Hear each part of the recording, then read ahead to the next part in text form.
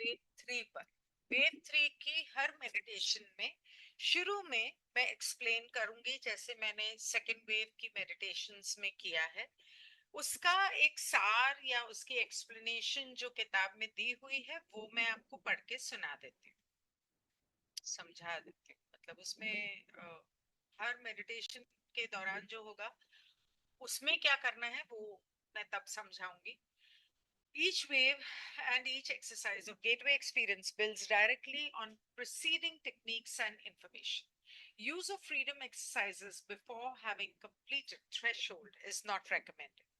जब तक आपने वेव वन और टू पूरी तरह से नहीं कर ली है तब तक इससे मत करना। एक मिनट में रिकॉर्ड कर रही हूँ ना।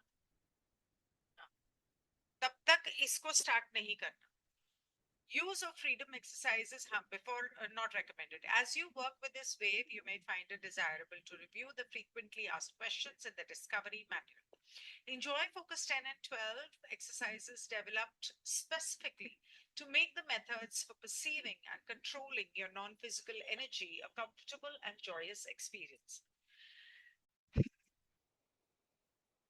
About out of body experiences, OBEs. Conceptualize your experiences with wave 1 and 2 in terms of Robert Monroe's continuum of consciousness.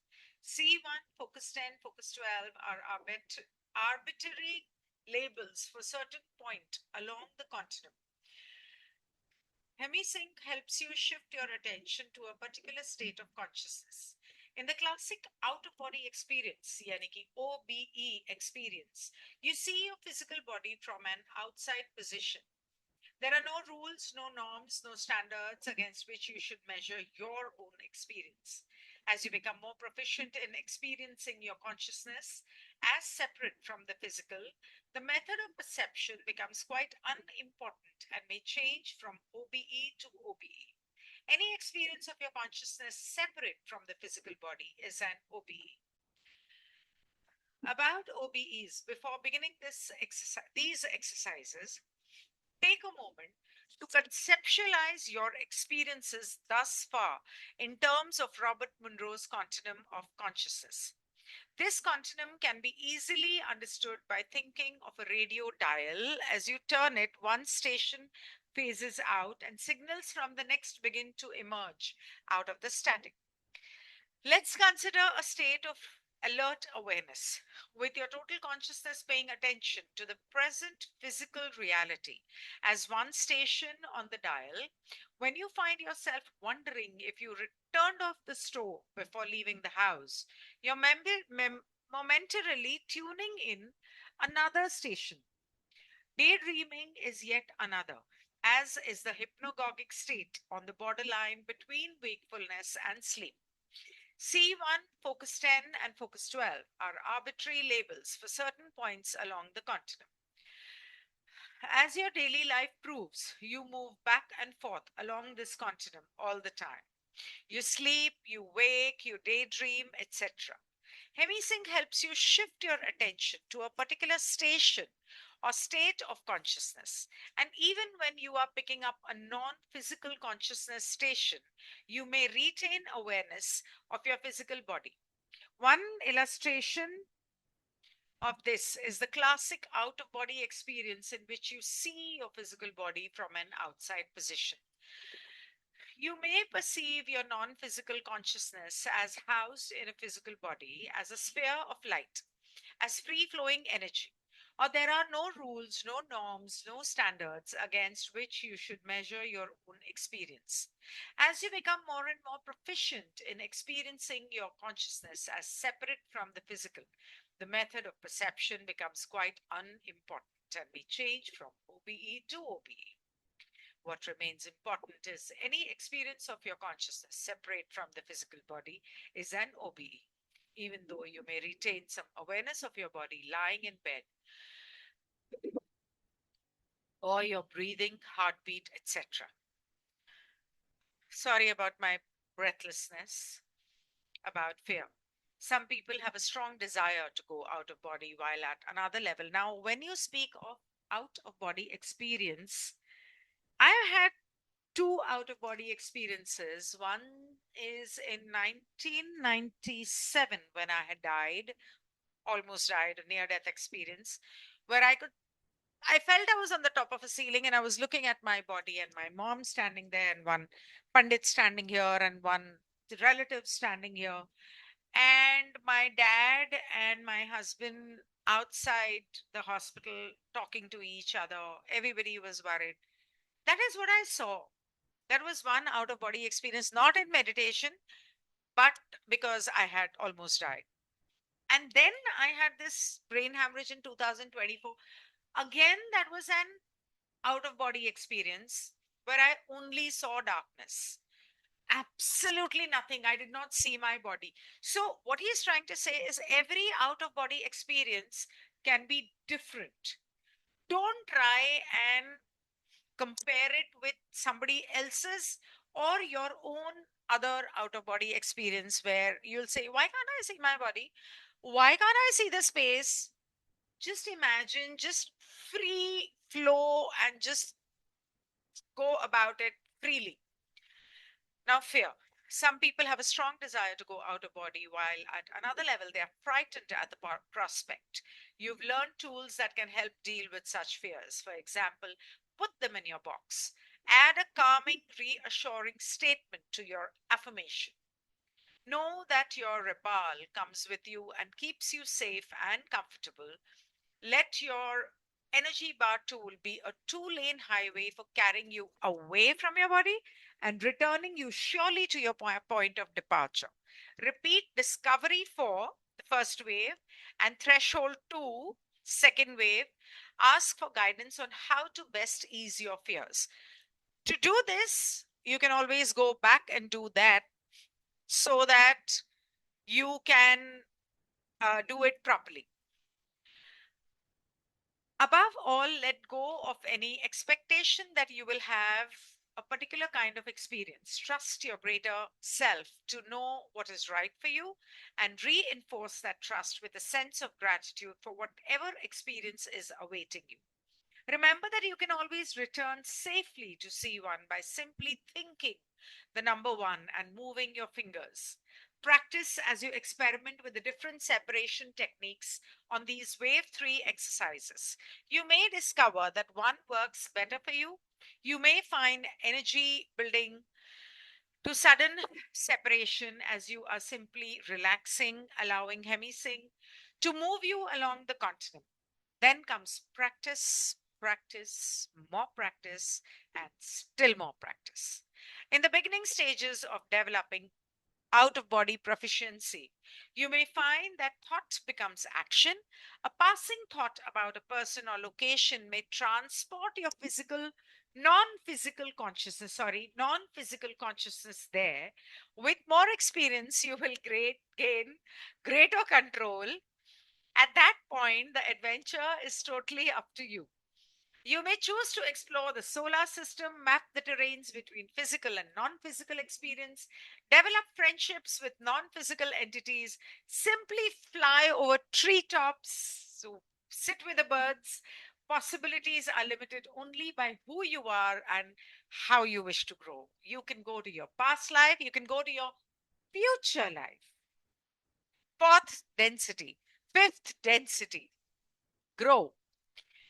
So, um, किसी ने किताब मांगी थी, मुझे नाम याद नहीं है, सॉरी। मेरे ख्याल से गेटवे एक्सपीरियंस की मॉनरो इंस्टीट्यूट की वेबसाइट पे आप जाएंगे तो शायद आपको मिल जाए। टेलीग्राम पे मेरे ख्याल से हमारे ग्रुप में भी होगी।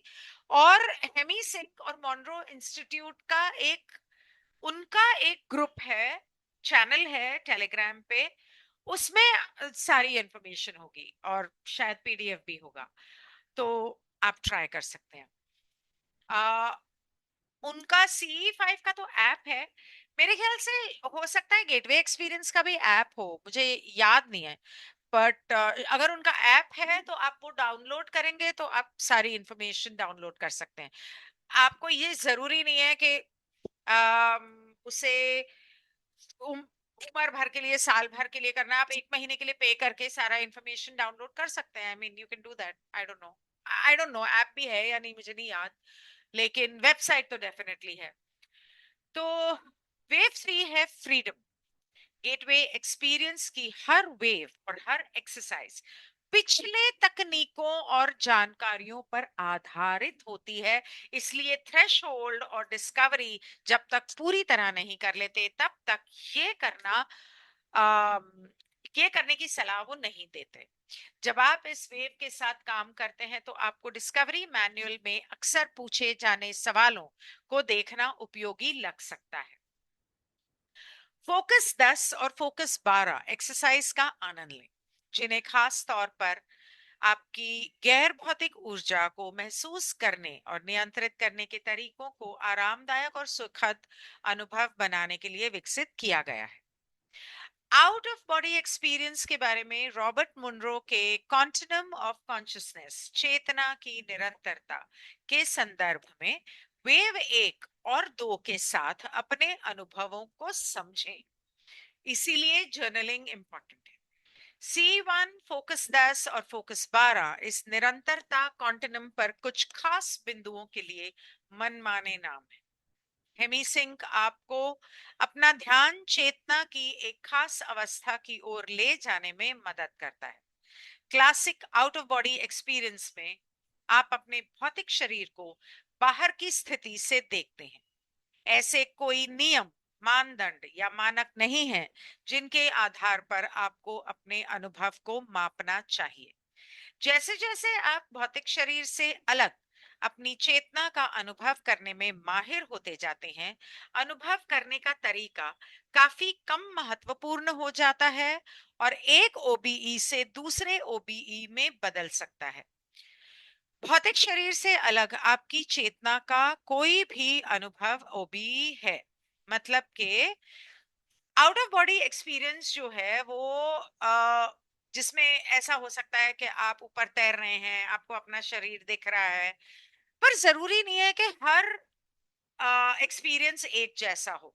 जरूरी नहीं है कि किसी और का जो अनुभव है वो आपके साथ भी हो, हर एक का अलग हो सकता है। और क्या अनुभव है ये आप मेडिटेशन से बाहर आने के बाद वहां पर लिख सकते हैं अपने जर्नल में। किस तरह से ओबीई होता है ये इंपॉर्टेंट नहीं है। ओबीई में आपको क्या अनुभव होता है। जैसे सपने में मैं अ, मतलब मैं बता रही थी कि मेरे दो अनुभव अनुभव हुए हैं। 1997 में मैं एक बार मर गई थी। तो मुझे ऊपर से ऐसे लग रहा था कि मैं हॉस्पिटल के कमरे में हूँ और मुझे ऊपर से दिख रहा था कि मैं लेटी हुई हूँ। यहाँ पे ये है, यहाँ पे ये, यहाँ पे ये है। हॉस्पिटल के बाहर मेरे हस्बैंड और मेरे डैड बातें कर रहे हैं और वगैरह वगैरह। और मम्मी चिल्ला रही है गिनी गिनी गिनी करके कि वापस आ जा, मतलब कि मैं आई वाज ड्रॉपिंग। तो डॉक्टर ने कहा कि कभी भी जा सकती है। तो इस तरह का अनुभव। अब जब 2024 में दोबारा जब मेरा यह अनुभव हुआ कि मुझे ब्रेन हैमरेज हुआ, वो एक सेकंड का भी 10वां हिस्सा होगा, लेकिन उस शायद मुझे नहीं पता, लेकिन उस हिस्से में मैं मेरा अनुभव अलग था। मैंने खुद को नहीं देखा, मैंने अंधेरा देखा। तो मेरे ही दोनों अनुभव अलग हैं। लेकिन जब आप शरीर से बाहर जाते हो, जैसे सपनों में मैं कई बार गई हूँ। सपनों में मैं 2-3 बार पितृलोक गई और वहां पर जो गुजर चुके हैं उनसे मिली हूँ। और अलग अलग जगह पर भी गई हूँ। जैसे 2 बार मैं सपने में अपने पास्ट लाइफ में चली गई थी। तो जब मैं सपने में पितृलोक गई तो मैं अपने शरीर से बाहर निकल के गई। मेरी चेतना अपने शरीर से, मेरे शरीर से बाहर निकल के गई। तो वो भी आउट ऑफ बॉडी एक्सपीरियंस ही था, एस्ट्रल ट्रैवल था। अब जब मैं अपनी पिछली जिंदगियों में गई, 2-3 बार मैंने अपनी पास्ट लाइफ देखी। दिन में सोई थी, रात को नहीं। उन दिनों में हिप्नोथेरेपी सीख रही थी और उसकी किताब भी पढ़ रही थी। करते करते, पढ़ते पढ़ते मैं सो गई थी। और 2-3 बार मैंने अपनी पास्ट लाइफ में देखा। अब पास्ट लाइफ में जब आप देखते हो, अगर आप सपने में या हिप्नोथेरेपी में आप ट्रांस में चले जाते हो और आप पास्ट लाइफ देखते हो, मतलब आप उस जगह, आपकी चेतना चली गई क्योंकि ब्रह्मांड में कल, आज और कल नहीं होता, सब कुछ अभी होता है। तो उस पास्ट लाइफ में जब मैं गई, मेरे ख्याल से एक में तो मैं गई होंगी 2012 में, एक में मैं गई 2016 में। तो जब मैं पास्ट लाइफ में गई तो मेरी चेतना एक तरह से उस समय में और उस जगह पे चली गई और फिर वापस आ गई। तो ये तीन तरह के अनुभव मुझे हो चुके हैं। अभी और कितने बाकी हैं पता नहीं। मेडिटेशन के दौरान मुझे ऐसा कोई अनुभव नहीं हुआ, पर मुझे करना है। तो खैर, अनुभव करने का तरीका काफी कम महत्वपूर्ण है। एक ओबीई दूसरे से अलग हो सकता है, भौतिक शरीर से अलग। आपकी चेतना का कोई भी अनुभव ओबीई है, भौतिक चेतना से अलग। मतलब आप सपनों में जब अलग अलग जगह पर जाते हो, कभी कभी मुझे ऐसा लगा है जैसे सपनों में मैं किसी पैरेलल यूनिवर्स में गई हूँ। क्योंकि एक दो ऐसे सपने थे जिसमें मैं ऐसे ही थी। एक दो नहीं, मतलब ज्यादा, 5, 6, 8, 10 सपने ऐसे थे जिसमें मैं ऐसे ही थी। कुछ लोग ऐसे थे जिन्हें मैं जानती हूँ, कुछ लोग ऐसे थे जिन्हें मैं नहीं जानती, और कुछ लोग ऐसे भी थे जो जिन्हें मैं नहीं जानती, मतलब वैसे जानती हूँ लेकिन कभी मिली नहीं हूँ, लेकिन वो मर चुके हैं और हम सभी एक साथ। तो वहां पर जो कुछ भी हो रहा था, 100% वो एक पैरेलल यूनिवर्स था। तो पैरेलल यूनिवर्स में मैं कई बार जा चुकी हूँ। तो आपके भौतिक शरीर और भौतिक जागरूकता से अलग जो भी अनुभव आपको होता है, अगर आपके हुए हैं तो आप अपनी जर्नल में वेव 3 शुरू करने से पहले नोट कर लें। उसके बाद डिस्कवरी और थ्रेशोल्ड का वो जो एक दो बताए हुए हैं वो दोबारा करके फिर इसको शुरू करें, ताकि जब आप इसको जर्नलिंग करेंगे, जब ये शुरू करेंगे करना और हर एक्सपीरियंस के बाद आप जर्नल में लिखेंगे, तो उन अनुभवों से जुदा या अलग कौन से हैं, कैसे अलग हैं, किस तरह का आपको महसूस हुआ, फील हुआ, वो सब आपको एहसास होगा। जैसे कई बार ऐसा हुआ है मेरे साथ कि मैं आ, कभी मेडिटेशन में, कभी सपनों में से नींद जब खुली तब रोते हुए उठी। लाइक दहाड़े मार मार के रोते हुए, दहाड़े मार मार के रोते हुए। और उसके बाद पूरा दिन मेरा मूड ऑफ रहा, क्योंकि वो अनुभव मेरे लिए बिल्कुल ऐसे थे जैसे अभी हो रहे हैं। उनमें से कुछ एक दो अनुभव ऐसे भी थे जो किसी के मरने के बारे में थे, जो एक दो महीने बाद हो गया। तो वो मैं फ्यूचर में गई थी। तो इस तरह के किसी भी तरह के अनुभव आपके शरीर से बाहर जाने के या चेतना के बाहर जाने के, उनको नोट डाउन करना बेहतर रहेगा। ओबीई के बारे में इन एक्सरसाइजेस को शुरू करने से पहले एक पल निकालकर रॉबर्ट मुनरो के कॉन्टिनम ऑफ कॉन्शियसनेस के संदर्भ में अब तक के आपके अनुभवों को समझे।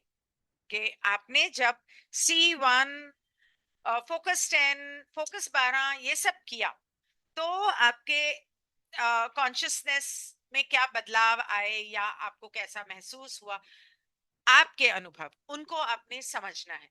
इस निरंतरता को रेडियो डायल के बारे में सोचकर आसानी से समझा जा सकता है। जैसा ही आप इसे घुमाते हैं, एक स्टेशन गायब हो जाता है और अगले स्टेशन के सिग्नल स्टैटिक शोर से उभरने लगते हैं। जैसे हम रेडियो का वो फ्रीक्वेंसी चेंज करते हैं। आइए डायल पर एक स्टेशन के रूप में सतर्क जागरूकता की स्थिति पर विचार करें, जिसमें आप पूरी चेतना वर्तमान भौतिक वास्तविकता पर ध्यान देती है। जब आप सोचते हैं कि घर से निकलने से पहले आपने स्टोव बंद किया था, चाबी ले ली अलमारी की, गाड़ी बंद करके निकल तो गई, क्या गाड़ी की चाबी ली कि वो गाड़ी में रह गई, गैस बंद की कि नहीं, कुकर तो नहीं चढ़ता हुआ छोड़ के आ गई, तब आप उस स्टेशन पर पहुंच गए हैं। आपकी चेतना जागृत अवस्था में एक्चुअली वहां पर पहुंच गई है। तो जिसमें आपकी पूरी चेतना वर्तमान भौतिक वास्तविकता पर ध्यान देती है। जब आप सोचते हैं कि घर से निकलने से पहले आपने स्टोव बंद किया था या नहीं, तो आप कुछ पल के लिए किसी दूसरे स्टेशन पे ट्यून इन कर रहे होते हैं। वो एक दूसरा स्टेशन है। दिन में सपने देखना एक और स्थिति है। किसी ने मुझे रिसेंटली बहुत परेशान किया कि मैं सारा दिन डे ड्रीम करती हूँ, इसको बीमारी का नाम देते हैं। मैं समझा समझा के थक गई। ऐसी बीमारियां नहीं होती हैं। मेडिकल साइंस में, एलोपैथी में, हर चीज को ये लोग बीमारी का नाम देते हैं, क्योंकि इनको अपनी दवाइयां बेचनी है। इनको आपको मेंटली कंट्रोल करना है। हर चीज को बीमारी समझना बंद करो, बंद करो। जैसे कि जागने और सोने के बीच की सीमा रेखा पर हाइपोगुन हिप्नोगॉगिक अवस्था। अब जागने से मेरी पिछला वीडियो जो है वो दोबारा विंडोज क्रैश होने की वजह से अधूरा रह गया था। अगर मैं इन दोनों को, ये वीडियो और पिछला वीडियो, अगर दोनों को जोड़ पाई तो जोड़ दूंगी, नहीं जोड़ पाई तो अलग अलग तो डाल ही रही हूँ या डाल ही दूंगी। तो उसके लिए आई एम सॉरी गेस। नया लैपटॉप लेने का टाइम आ गया, पैसे कमाने पड़ेंगे। आह, ठीक है, ओके, अभी आगे बढ़ते हैं। वहां पर मैं हिप्नोगॉगिक स्टेट के बारे में बात कर रही थी। Oops, I am so sorry. Hypnagogic state के बारे में मैं बात कर रही थी। तो हिप्नोगॉगिक स्टेट मतलब ये कि नींद और जागरूक के बीच में जब हम उस अवस्था में पहुंचते हैं जहां पर हमें बस गहरी नींद में, कभी कभी होता ना, अरे मैं गहरी नींद में जाने ही वाली थी या अभी गई ही थी, वो वाली स्थिति। उस स्थिति में जब आप आते हैं, अगर उस वक्त आप बैठकर मेडिटेशन करें तो आपके भूलने का पर्दा जल्दी पतला होता है और आप ज्यादा गहरे अंदर जाते हैं। तो वो यहाँ नहीं लिखा गया, पर मैं ये बता रही हूँ। और उस स्टेट में जिस तरह वो एक आपकी चेतना के अवस्था पर एक बिंदु है, इसी तरह C1 फोकस 10, फोकस 12, आगे फोकस 21, आगे फोकस 27, ये सारी आपकी चेतना की अवस्था पर एक बिंदु है। तो इस बात का आप ध्यान रखना। तो ये वो बता रहे हैं, इस निरंतरता पर कुछ खास बिंदुओं के लिए मनमाने नाम है। आप चाहें तो अपना नाम रख सकते हैं, जैसा कि आपका रोजमर्रा का जीवन दिखाता है। आप हर समय इस निरंतरता पर आगे पीछे होते रहते हैं। आप सोते हैं, जागते हैं, दिन में सपने देखते हैं, कभी कभी मेडिटेशन में, कभी कभी गाड़ी में बैठने बैठे ऐसे कर लेते हैं। तो कभी कभी बैठे बैठे आप कर कुछ रहे होते हैं लेकिन आपकी चेतना कहीं और होती है, आप कहीं और पहुंच जाते हैं। हेमी सिंह आपको अपना ध्यान किसी खास स्टेशन या चेतना की अवस्था की ओर ले जाने में मदद करता है। मैं फिर गाने लग गई। और जब आप किसी गैर भौतिक चेतना वाले स्टेशन से जुड़ते हैं तब भी आपको अपने भौतिक शरीर का एहसास हो सकता है। इसका एक उदाहरण है आउट ऑफ बॉडी अनुभव, शरीर से बाहर का अनुभव, जिसमें आप अपने भौतिक शरीर को बाहर से देखते हैं। आप अपनी गैर भौतिक चेतना को एक भौतिक शरीर में स्थित प्रकाश के गोले के रूप में या मुक्त रूप से बहती ऊर्जा के रूप में महसूस कर सकते हैं। मैं क्या करती हूँ, मैं अपना लिविंग बॉडी मैप यूज करती हूँ। तो ऐसा लगता है जैसे मेरे शरीर का एक ऐसा आउटलाइन ऐसे फ्लो कर रहा है। मैं ऐसा करती हूँ। आप अपना तरीका खुद ढूंढ सकते हैं या कोई भी तरीका इस्तेमाल कर सकते हैं। इसके लिए कोई नियम या मानक नहीं है जिनसे आपको अपने अनुभव को मापना चाहिए। जैसे जैसे आप भौतिक शरीर से अलग अपनी चेतना का अनुभव करने में माहिर हो जाते हैं, अनुभव करने का तरीका कम महत्वपूर्ण हो जाता है और ओबीई अनुभव के साथ बदल सकता है। महत्वपूर्ण बात यह है कि भौतिक शरीर से अलग चेतना का कोई भी अनुभव ओबीई है, भले ही आपके बिस्तर पर लेटे हुए अपनी शरीर, अपनी सांस या दिल की धड़कन आदि का थोड़ा एहसास बना रहे। डर के बारे में कुछ लोगों में शरीर से बाहर जाने की तीव्र इच्छा होती है। कभी कभी होता है ना कि आप सोचते हैं वो फ्लर्ट तो नहीं कर रहा किसी और के साथ, उसका चक्कर तो नहीं चल रहा, खास काश के मैं वो अदृश्य होती और उसका पीछा करती और सारी ऐसी बहुत सारी चीजें मेरे दिमाग में आया करती थी। हाँ, मैं तो अदृश्य होती तो पहुंच ही जाती वहां। इसका मतलब ये नहीं है कि आप ये करते हुए सच में ऐसा करने लगो, पर ये जब मैं पढ़ती हूँ ना तो मुझे वो बहुत याद आती हैं बातें मेरी। तो कुछ लोगों की शरीर से बाहर जाने की तीव्र इच्छा होती है, जबकि दूसरी तरफ से इस विचार से डरते भी हैं। डर इस बात का कि अगर मैं वापस शरीर में आ नहीं पाई तो, अगर मैं शरीर में वापस आने से पहले कोई और मेरे शरीर में आ गया तो, इस तरह की बहुत सारी सोच हो सकती हैं। आपने ऐसे डर से निपटने के तरीके सीखे हैं? कभी कभी पता है मुझे क्या लगता है, मुझे लगता है कि 2020 या 2021 में शायद मैं कहीं एस्ट्रल ट्रैवल कर रही थी या बीमार पड़ गई थी या पता नहीं क्या हुआ था, और उसके बाद कोई और आ गया था मेरे शरीर में, क्योंकि ये मैं तो नहीं हूं, मैं तो बहुत अलग थी। लोग जब मिलते हैं तो वो भी बोलते हैं तो कि तेरे को क्या हो गया है, तो ऐसा मुझे लगता है। पता नहीं, हो सकता है भाई कि मेरे साथ में कोई और भी अंदर घुस गया हो, आ, मेरे एस्ट्रल ट्रैवल के टाइम, या क्या पता। उदाहरण के लिए उन्हें अपने बॉक्स में रखें। सॉरी, मैं फिर से पढ़ती हूँ डर के बारे में। कुछ लोगों में शरीर से बाहर जाने की तीव्र इच्छा होती है, जबकि दूसरी तरफ वे इस सोच से डरते भी हैं। आपने ऐसे डर से निपटने के तरीके सीखे। पिछले दो वेव्स, उदाहरण के लिए उन्हें अपने बॉक्स में रखें। अपने एफर्मेशन में एक शांत और आश्वस्त करने वाला वाक्य जोड़ दें। जाने कि आपका रिबाल, आपका energy balloon, resonate energy balloon आपके साथ हमेशा रहता है और आपको सुरक्षित और आरामदायक भी रखता है। अपने ईबीटी को एक दो लेन वाले हाईवे की तरह काम करने करने दें, यानी कि उसे प्रोग्राम करें कि आप, तुम जो एनर्जी बार टूल है, कि तुम दोनों तरफ से काम करोगे, तुम मुझे मेरे शरीर से बाहर भी ले जाओगे और तुम मुझे वापस भी ले आओगे सुरक्षित, आपके शुरुआती बिंदु पर ले आए।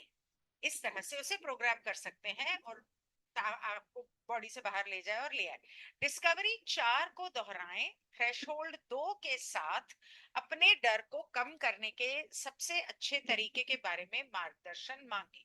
मतलब ये दो, वेव 1 वेव 2 की मेडिटेशंस करके आप इसमें अगर आपका कोई डर है, नहीं है तो कोई जरूरत नहीं। सबसे बढ़कर किसी खास तरह से के अनुभव की उम्मीद ना करें। अपने ग्रेटर सेल्फ, उच्चतर स्वयं पर भरोसा रखें कि वो जानता है कि आपके लिए क्या सही है, और जो भी अनुभव आपका इंतजार कर रहा है उसके प्रति कृतज्ञता की भावना के साथ उस भरोसे को मजबूत करें। याद रखें कि आप हमेशा सुरक्षित रूप से C1 में वापस आ सकते हैं। बस नंबर 1 के बारे में सोचकर आपको अपनी उंगलियां हिलानी है। अभ्यास, जब आप वेव 3 की इन एक्सरसाइजेस में अलग होने की अलग अलग तकनीकों का प्रयोग करते हैं, तो हो सकता है कि आपको पता चले कि कोई एक तकनीक आपके लिए बेहतर काम करती है। जब आप अलग अलग तकनीक 2-4 बार करेंगे, हफ्ता भर सुबह शाम करेंगे, अलग अलग तकनीक अपनाएंगे, तो हो सकता है आपको कोई लगेगा हाँ ये थोड़ा ज्यादा बेटर है। या हो सकता है कि आप आराम करते हुए और हेमी सिंह को आपको आगे ले जाने देते हुए अचानक अलग होने के लिए ऊर्जा का निर्माण महसूस करें। फिर आता है अभ्यास, अभ्यास और अधिक अभ्यास। पॉज, पॉज एंड गाना। ओबीई में महारत हासिल करने के शुरुआती चरणों में आप पा सकते हैं कि विचार की क्रिया बन जाते हैं। आप पा सकते हैं कि विचार ही क्रिया बन जाते हैं। किसी व्यक्ति या जगह के बारे में बस एक ख्याल आने से ही आपकी गैर भौतिक चेतना वहां पहुंच जाती है। पति को ऑफिस में काम करने दो, बीवी को अपने घर पे या ऑफिस में काम करने दो, दोनों की तरफ अपनी चेतना को लेके जाने की कोई जरूरत नहीं है। बॉयफ्रेंड चीटिंग करेगा तो एक ना एक दिन पकड़ा ही जाएगा, तो कोई बात नहीं। या गर्लफ्रेंड। जैसे जैसे आपको अनुभव होगा, आपका इस पर और ज्यादा कंट्रोल हो जाएगा। उस स्थिति में ये रोमांच पूरी तरह से आप पर निर्भर करेगा। आप चाहे तो सौरमंडल को देख सकते हैं, भौतिक और गैर भौतिक अनुभवों के बीच के इलाकों का नक्शा बना सकते हैं। Map your consciousness. गैर भौतिक सत्ताओं से दोस्ती कर सकते हैं, या बस पास के पेड़ों की चोटियों के ऊपर उड़ सकते हैं।